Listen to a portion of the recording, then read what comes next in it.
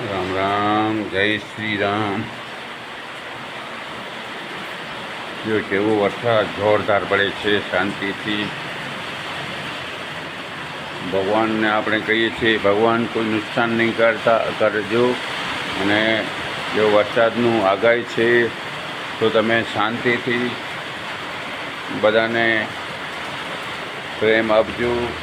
અને સારામાં સારો બજરંગબલીને કહીએ છીએ, બજરંગબલી તમે હવા નહીં લગાડજો.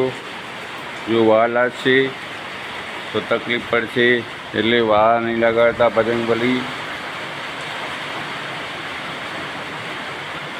અમારી એવી અરદાસ છે. મારું નામ દેવચંદ સંઘાર, સંજુની આયુર્વેદિક.